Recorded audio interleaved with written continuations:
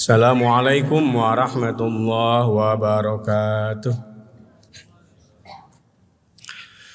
Innal hamdalillah nahmaduhu wa nasta'inuhu wa nastaghfiruh wa na'udzu billahi min shururi anfusina wa min sayyiati a'malina may yahdihillahu fala mudhillalah wa may yudlilhu fala hadiyalah. Asyhadu an la ilaha illallah wahdahu la syarikalah wa asyhadu anna sayyidana Muhammadan abduhu wa rasulul ladzi la nabiyya ba'da. Allahumma salli wa sallim wa barik ala sayyidina Muhammad wa ala alihi wa ashabihi wa man tabi'ahuda. Amma ba'd, faya ayyuhal hadiruna al-kiram rahimakumullah, usikum wa nafsi bitaqwallah, faqad faza man ittaqa wa khasya rabbah, wa hussukum ala ta'atillah wa ta'ati rasulillah wa ulil amri minkum la'allakum turhamun.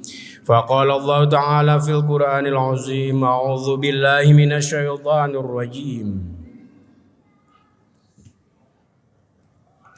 إن الذين كفروا بآيات الله الآية. Hadirin ikhwatu iman rahimakumullah, pada kesempatan yang berbahagia ini insyaallah kita akan sama-sama menelaah Quran surat Al-Imran ayat ke-10 dan insyaallah ke-11. Sebelumnya mari kita sama-sama panjatkan lagi puji dan syukur kehadirat Allah Subhanahu wa taala, zat yang memberikan banyak karunia kepada kita. Salah satu karunia terbesarnya adalah nikmat iman, nikmat Islam, nikmat dapat sholat subuh berjamaah di Masjid Raya Al-Jabbar ini. Semoga seluruh rangkaian amal ibadah kita pada hari ini dan juga amalan sebelumnya diterima di sisi Allah Subhanahu wa taala. Amin ya Allah ya rabbal alamin.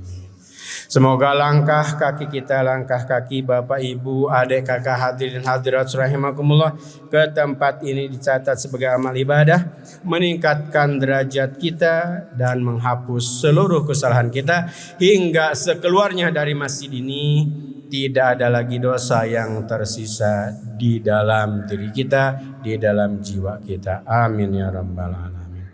Terlebih bagi bapak ibu yang dari tempat jauh, ada yang dari Banjarnegara, ada yang dari Tegal ya.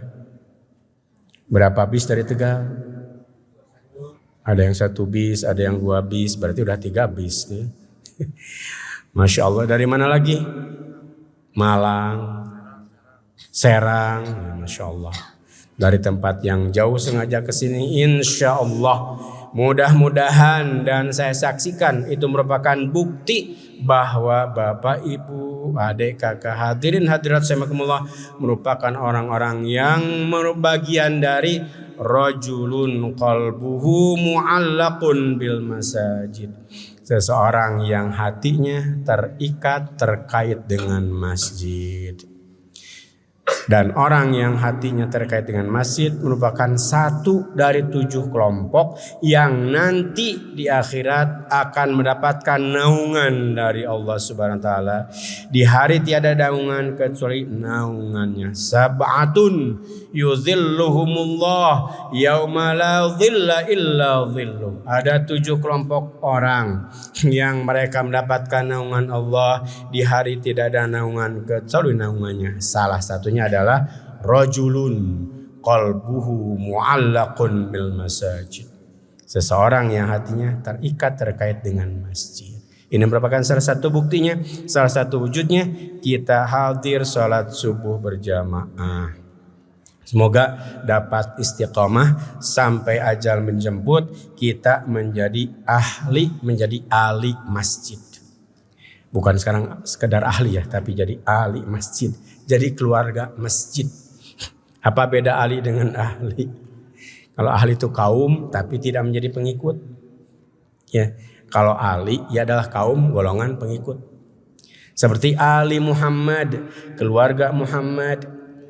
Itu adalah orang-orang beriman yang mengikuti Nabi Muhammad sallallahu alaihi wasallam. Meskipun zuriat para nabi, kalau mereka tidak ikut nabi bukan ahli nabi, tapi mereka adalah ahlinya nabi. Keluarga nabi bukan keluarga seiman, seakidah, melainkan keluarga senasab saudara. Padahal yang mendapatkan doa yang kita senantiasa berdoa adalah Allahumma salli ala Muhammad wa ala ali Muhammad. Ya Allah, salam sejahtera, kebaikan semoga dicurahkan kepada baginda Muhammad dan juga kepada keluarga Muhammad. Ali bukan ahlinya.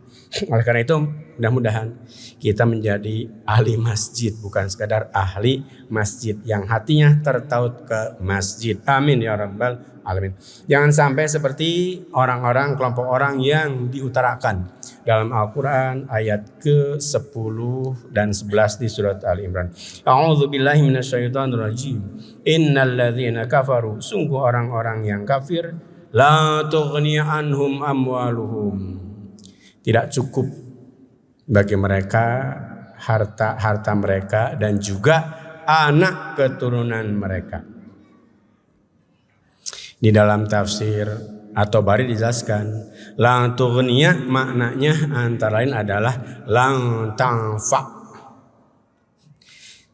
Lang tughniya maknanya lang tanfa. Kemudian walan tadfa, tidak bermanfaat dan juga tidak dapat menolong. Jadi harta, kemudian keluarga, pengikut, anggota suatu kelompok, suatu golongan, suatu partai, jamaah atau apapun bentuk organisasinya, tidak dapat menolong, tidak bermanfaat, tidak bernilai guna di hadapan Allah Subhanahu wa taala sedikit pun manakala mereka kufur kepada Allah Subhanahu wa taala. Makanya kuncinya adalah iman. Kuncinya adalah amal soleh. Kuncinya takwa, bukan yang lainnya. Karena sebanyak apapun harta kekayaan, bahkan sebanyak apapun infak yang ia keluarkan, donasi yang mereka gelontorkan. Bahkan ada salah seorang konglomerat yang membayari satu utang suatu negara. Utang suatu negara dibayarkan sama dia. Mungkin utangnya tidak sebanyak Indonesia, ya kan, yang sekian ribu triliun gitu ya. Tapi dibayari itu oleh salah seorang konglomerat di dunia itu, bilioner di dunia. Tapi dia tuh non muslim, ia tuh bukan orang beriman, ia itu orang kafir. La tughniya anhum amwaluhum wala auladuhum minallahi syai'a.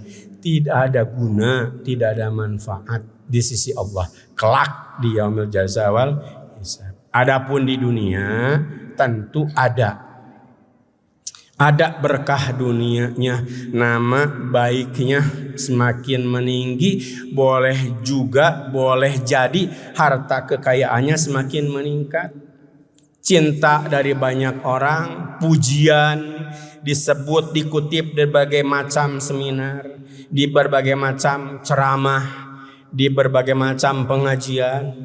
Untuk dunianya mereka dapat puja dan puji, akan tetapi untuk di akhiratnya la tughni anhum amwaluhum wala auladuhum minallahi syai'a wa ulaika hum waqudun nar, dan mereka adalah waqudun nar.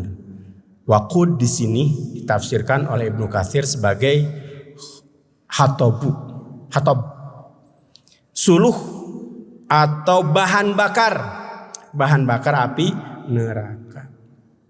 Bukannya dapat surga, bukannya dapat kebaikan dengan harta dan juga anak keturunan, anak buah pengikut yang banyak, melainkan mereka akan menjadi hatabu jahannam, menjadi hatabun nar, menjadi waqudun nar, menjadi bahan bakar api neraka. Hadirin ikhwatu iman rahimakumullah, ada hal yang sangat mengkhawatirkan, menakutkan, kita patut garis bawahi. Karena apa? Karena suatu ketika, ini dikutip oleh Ibnu Katsir ya dalam buku tafsirnya, suatu ketika di malam hari Rasulullah SAW keluar dari rumahnya, kemudian beliau bersabda, hal balagtu,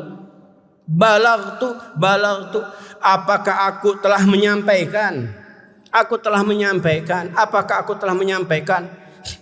Kemudian para sahabat yang di malam-malam sedang berkumpul, sedang meriung, Mereka pada terbengong-bengong. Kemudian Umar bin Khattab berdiri mewakili sahabat yang lain. Qad balaghta ya Rasulullah. Sungguh engkau telah menyampaikan, wajahatta, dan engkau telah berjihad dengan sekuat tenaga. Waharasta, dan engkau benar-benar telah bersungguh-sungguh menyampaikan kepada kami. Hingga risalah tiada yang luput telah kau sampaikan kepada kami. Kemudian Rasulullah sambil berurai air mata mengatakan bahwa kelak di kemudian hari ada suatu zaman di mana mereka itu belajar membaca Al-Quran, mengajarkan dan belajar Al-Quran. Lalu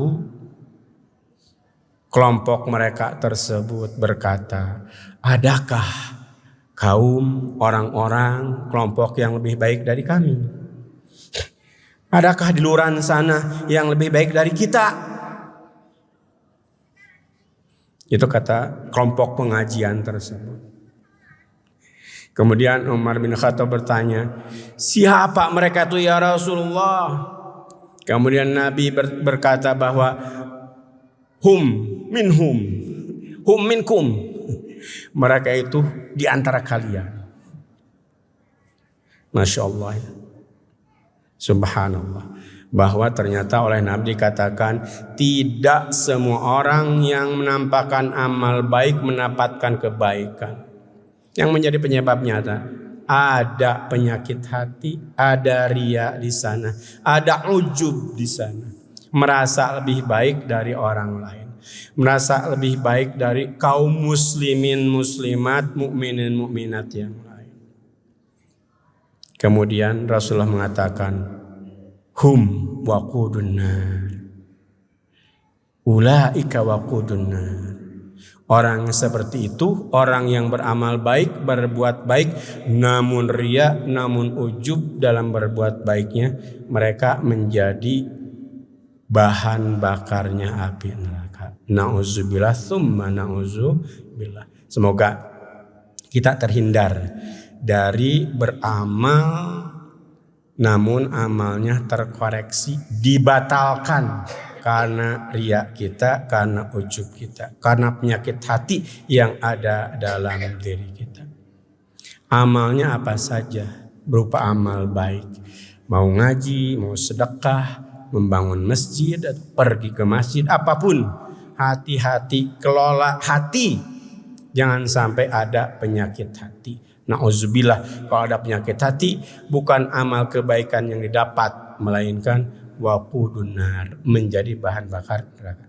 Pantas saja Rasulullah pernah bersabda bahwa kam min amalid dunya tasiru amal al-akhirah bihusnin niyah, wa kam min amalid dunya tasiru amal akhirah bihusnin niyah. Banyak sekali amalan dunia menjadi amalan akhirat, bernilai amalan akhirat, mendapatkan pahala di akhirat. Padahal amalannya amalan duniawi, nampak seperti bukan ibadah dengan baiknya niat. Dan sebaliknya seringkali rupanya bentuknya adalah amalan akhirat, namun ia menjadi amalan dunia bisu'in niyah, disebabkan buruknya niat.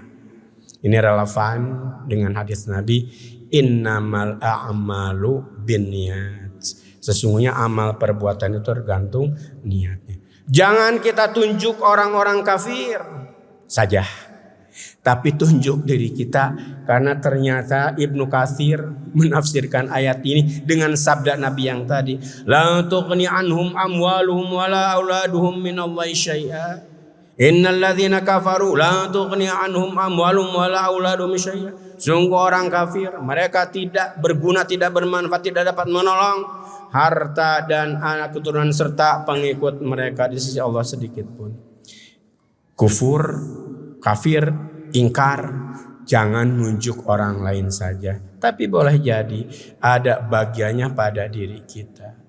Karena di salah satu bentuk kekufuran adalah kufur nikmat, kufur atas karunia Allah Subhanahu wa taala. Jag belejag sehat, kemudian kuat, tapi enggan melangkahkan kaki ke masjid padahal hanya puluhan meter, bahkan tidak sampai ratusan meter, tapi enggan. Padahal hujannya pun kecil, bisa dengan menggunakan payung, tapi tidak pergi. Dengan berbagai macam alasan. Hati-hati pada saat itu sedang ada penyakit di dalam hati. Dan boleh jadi merupakan bentuk kekufuran yang ada dalam diri kita.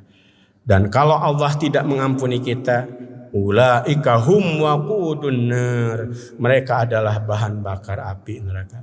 Kadabi ali fir'aun walladzina min qablihim, mereka itu adalah seperti kelakuan, kebiasaan, perbuatan dari keluarga Fir'aun, dari pengikut Fir'aun dan orang-orang yang sebelum Fir'aun. Di dalam tafsir Ibnu Katsir dijelaskan kada'bi ali fir'auna ditafsirkan dengan da'buhum kada'bi ali fir'aun. Kebiasaan mereka adat kebiasaan mereka ka'adati ali fir'aun, seperti kebiasaannya keluarga Fir'aun. Apa kebiasaannya? Kafaru bi ayatina, mereka kufur terhadap ayat-ayat kami. Ayat-ayat kami di sini ayat-ayat Al-Quran, para nabi yang datang memberikan peringatan, para da'i-da'iyah yang datang kepada kita mengingatkan. Dan hadirin rahimakumullah, jangan hanya melihat da'i-da'iyah itu yang suka ceramah di masjid, di musola, di madrasah, yang di TV-TV, di radio-radio, di YouTube-YouTube. Tapi boleh jadi da'i-da'iyah itu anak-anak kita yang ada di rumah. Anak-anak bayi-bayi yang masih mungil, yang ia berkata, ya kenapa gak ke masjid? Pada saat dia berceloteh mengeluarkan kata-kata hikmahnya, dia sedang menjadi da'i-da'iyah. Jangan dianggap itu bukan yang sedang mengingatkan kita. Justru lisannya adalah lisan malaikat yang mengingatkan kita agar kita istiqamah di jalan Allah Subhanahu wa taala. Jangan seperti ali Fir'aun. Jangan seperti kafi'li Fir'aun, ka'adati Fir'aun, adat kebiasaan perbuatan kasya'nihim, seperti keadaan mereka. Seperti apa sih keadaan mereka? Kadzabu bi ayatina, mendustakan ayat kami. Jahadu bi ayatina, datang Rasul ditolak, ada mukjizat diingkari, apapun mereka berontak. Kebenaran yang sudah nampak di depan mata pun berupaya untuk ditutup-tutupi. Hati-hati dengan hati, sekali lagi. Hati-hati dengan hati. Ketika ada orang yang berbicara kepada kita, dengarkan dulu, simak dulu. Jangan langsung menentang, menolaknya. Boleh jadi apa yang ia katakan benar. Boleh jadi yang sedang kita yakini sekarang bukan keyakinan kepada Allah, Rasul, malaikat dan seterusnya. Terkait dengan apa yang telah kita merasa yakin, justru ternyata masih ada keliru, ada salah. Harus pandai menjadi orang yang mau mendengarkan. Pandai mendengarkan lebih sulit daripada berbicara. Berbicara itu sangat sulit. Ya, untuk berbicara itu sulit, tapi jauh lebih sulit untuk menjadi pendengar. Kita berdoa kepada Allah agar kita menjadi orang yang pandai mendengar dan juga mampu oleh Allah Subhanahu wa taala, diberikan kemampuan oleh Allah Subhanahu wa taala untuk saling watawasau bil haqqi watawasau bis sabr, saling menasihati dalam kebenaran dan saling menasihati dalam kesabaran. Kadzabu bi ayatina ankaru wajahadu, ingkar dan mereka enggan, tidak mau mengikutinya. Fa'akhadhahumullah bidzunubihim, maka Allah mengazab mereka disebabkan dosa-dosa mereka. Baknya bak bimakna sababiyah, bukan bak lil ilsaq, tapi baknya bak sababiyah, yang menjadi penyebab mereka diazab oleh Allah bahwa karena dosa-dosa yang mereka lakukan. Seringkali bahwa apa yang terjadi kepada kita adalah karena ulah tangan mereka. Misalnya di dalam surat Ar-Rum, surat ke-30 ayat ke-41, Allah berfirman, A'udzubillahi minasyaitonir rajim. Dhahara fasadu fil barri wal bahri bima kasabat aydin nas. Telah nampak kerusakan di daratan maupun di lautan. Bima kasabat aydin nas. Disebabkan karena ulah tangan manusia. Kita jangan menyalahkan alam, kok sekarang lebih panas ya daripada setahun, 2 tahun, 10 tahun yang lalu. Bukan salah alam.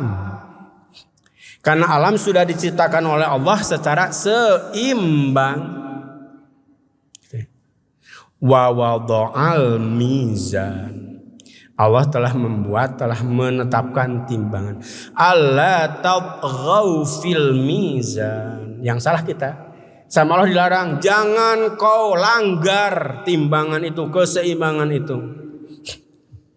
Tapi manusia melanggarnya, melanggar keseimbangan alam itu. Terkait dengan ini, kita memang harus kembali kepada ayat-ayat Allah, baik yang tersurat maupun yang tersirat. Karena dengan yang kembali ke sana, insya Allah kita hidup akan ajeg. Mereka diazab oleh Allah SWT sebagaimana azab yang telah ditimpakan kepada Firaun. Orang-orang kufur sekarang di tengah-tengah kita, atau jangan-jangan kita sendiri akan kena azab dari Allah. Nauzubillah, akan kena azab dari Allah manakala kita berdosa kepadanya. Seperti dosa yang dilakukan oleh Firaun dan juga kaum-kaum sebelum Firaun. Kaum siapa saja mereka? Kaum Nuh, kaum Ad, kaum Tsamud. Kalau kita geser ke sekarang, kaum kafir sebelum kita, kafir Quraisy gitu ya. Kemudian orang-orang kufur dari kalangan Nasrani, dari kalangan Yahudi, dari kalangan manapun yang mereka telah kufur kepada Allah, padahal mereka dipanggil untuk beriman kepada Nabi Muhammad. Pada saat itu mereka telah kadzabu bi ayatina, ingkar kepada ayat-ayat kami, kata Allah, mereka mendustakan ayat-ayat kami, fa akhadhahumullahu bidzunubihim, maka Allah akan mengazab mereka. Kita bisa melihat misalnya di surat Al-Baqarah ya, bagaimana azab yang ditimpakan kepada Fir'aun. Wa idz najjaynakum min ali fir'auna yasumunakum su'al azab yudzabbihun abna'akum wa yastahyuna nisa'akum wa fi dzalikum bala'un min rabbikum 'azim. Di bawahnya kemudian wa gharaqna ala fir'aun. Lalu Allah menenggelamkan ali Fir'aun. Hadirin ikhwati iman rahimakumullah, semoga kita tidak termasuk golongan yang ada di ayat ini. Ayat ini diungkap oleh Allah Subhanahu wa taala dan saya angkat di pengajian di pagi ini untuk mengingatkan saya khususnya dan juga pada jamaah pada umumnya. Semoga kita tidak terjebak kepada kekufuran, kepada keingkaran, kepada keengganan untuk menerima kebenaran sebagaimana yang telah terjadi kepada kaum Nuh, kaum Ad, kaum Tsamud, juga kaum Fir'aun dan juga orang-orang kafir sebelum kita. Semoga Allah membebaskan kita dari kekufuran. Allahumma inna na'udzubika minal kufri wal faqr. Allahumma inna na'udzubika minal kufri wal faqr. Allahumma inna na'udzubika minal kufri wal faqr. Ya Allah, ya Tuhan kami berlindung kepadamu dari kekufuran dan dari kefakiran. Kami berlindung kepadamu ya Allah dari kekufuran dan dari kefakiran. Ya Allah, kami berlindung kepadamu dari kekufuran dan dari kefakiran. Wa na'udzubika min azabil qabr la ilaha illa anta, dan kami berlindung kepadamu dari azab kubur, tiada Tuhan kecuali Engkau ya Allah. Rabbana atina min ladunka rahmah wa hayyi lana min amrina rasyada. Rabbana la tuzigh qulubana ba'da idh hadaitana wa hab lana min ladunka rahmah innaka antal wahhab. Rabbana atina fid dunya hasanah wa fil akhirati hasanah wa qina adzaban. Amin ya rabbal alamin. Demikian yang dapat disampaikan, kurang lebihnya mohon maaf. Billahi taufiq wal hidayah. Wassalamualaikum warahmatullahi wabarakatuh.